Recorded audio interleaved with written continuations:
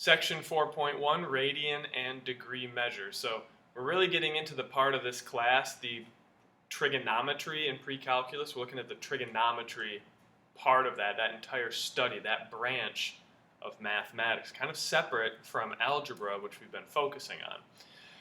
We're going to start trigonometry by looking at the angles that kind of govern it, looking at the two ways we measure angles, in radians and in degrees. Now, if you remember from your geometry experience,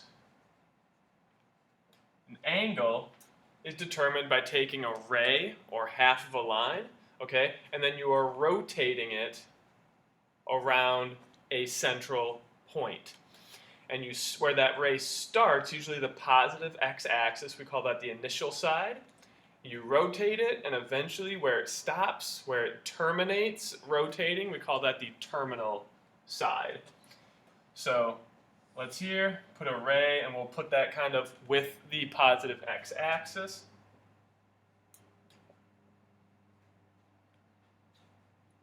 Call that the initial side. Rotate it up. There.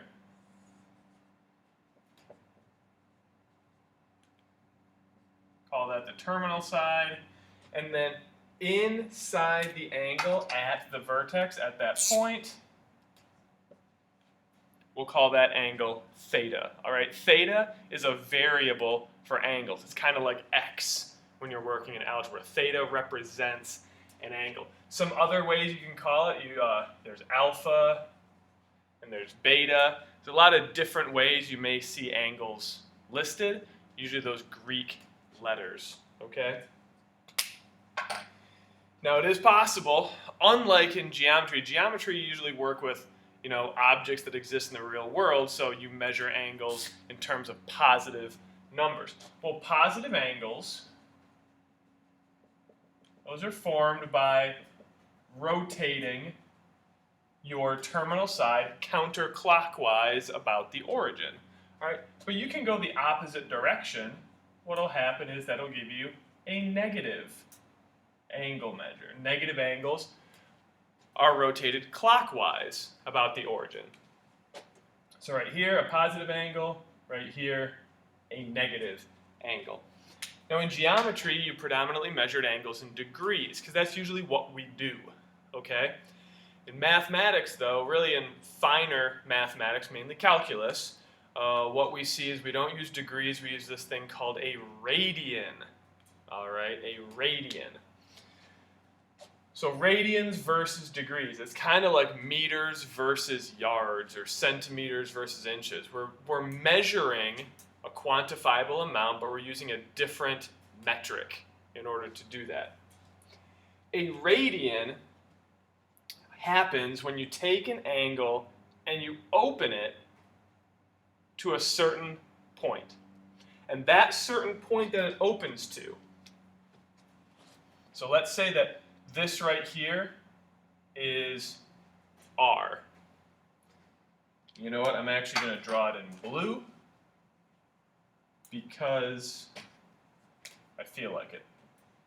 So let's say that length is R. Well, we took that ray and we rotated it, so that is also R. A radian happens when the arc length that it traces, that curved distance, is also R. Okay? So you have the length of your initial side. That's the same as the length of your terminal side. And then the curved distance that it follows is also that R value. So that means that this theta right in here is 1 radian. Okay? 1 radian. Now let's trace that out again. R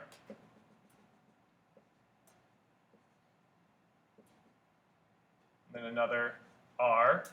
Now what you'll see is we're coming around. We have 1 radian, we have 2 radians, we have 3 radians. We're almost at a semicircle, okay? 3 radians almost gets you to a semicircle. Now what happens is this little extra amount right here is about 14159 radians. So like 0.1415 blah blah blah blah blah radians. Well, here's the thing. 1, 2, 3.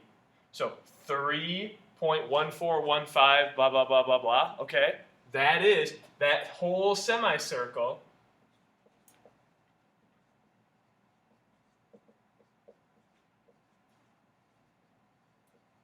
is pi radians. A semicircle is pi radians. So a full circle would be 2 pi radians. Now, a full circle, if you measure it around in degrees, 360 degrees.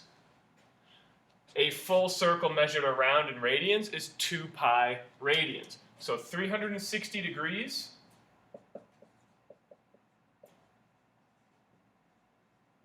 is the same as 2 pi radians. So that's where radians come from. A radian is when the angle traces out and that curved distance is the same as the radius of a circle that you're working with. And you get 1 radian, 2 radians, 3 radians, 0.1415 blah blah blah radians, 3.1415 pi radians. All right? So in your own words, take a moment. How does a radian relate to the radius and the angle involved? Kind of think to yourself, how do you put that all together?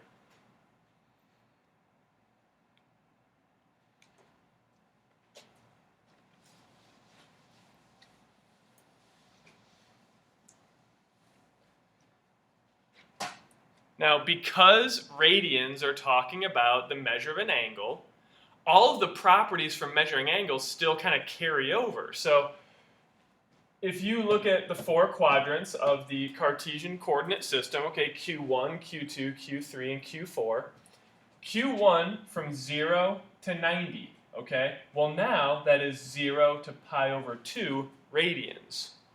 Quadrant 2 from 90 to 180 degrees. Well, now that is pi over 2 to pi radians.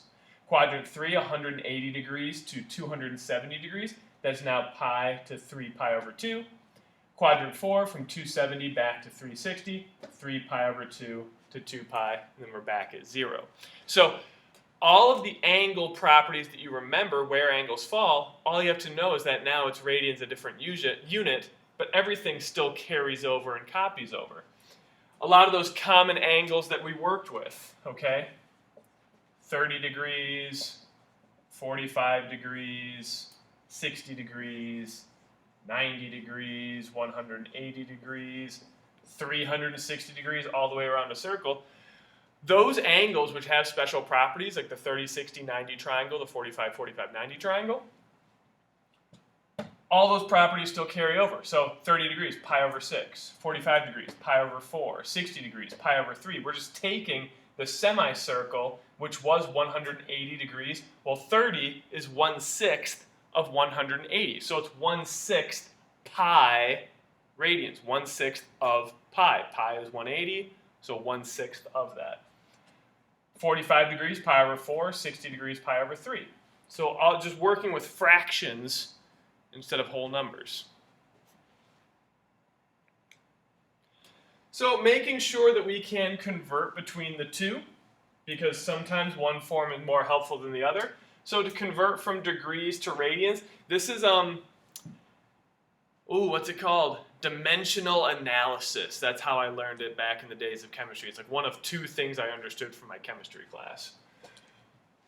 To convert degrees to radians, multiplied by this fraction. Because if you're multiplying degrees by this, or you're multiplying by some degree measure, okay? We have pi radians, our unit is radians, over 180 degrees, our unit is degrees. Well, if you multiply by degrees, those cancel out, leaving you with just radians. If you want to convert radians to degrees, because we're multiplying by some amount of radians. Well, 180 degrees over pi radians times radians, cancel out, and you're just left with degrees. So those fractions, you're looking at the reciprocal of them. Whatever you have and want to convert to, just make sure you use the proper fraction, all right? So these, radian measures, converting those to degrees. These degree measures right here, converting them to radians. And then a little bit about arc length, okay? Little hint I want to give you on this problem for arc length is that the circumference of a circle is 2 pi r. Well, let's think about this, okay? 2 pi radius. 2 pi is the entire distance around. That's the angle measure in radians. 2 pi, 1 rotation around. So 2 pi times the radius. Oh my goodness. Doesn't that formula kind of ring a new bell for you now? Because 2 pi of the radius rotated around would give you that distance. There are 2 pi radius measures, or 2 pi radians, around the length of a circle. So how much of the circle do we want to trace? We want this much of it. So you're going to be looking at some proportion of that formula. So this page of notes, you can complete those problems, and then look at my completed notes online.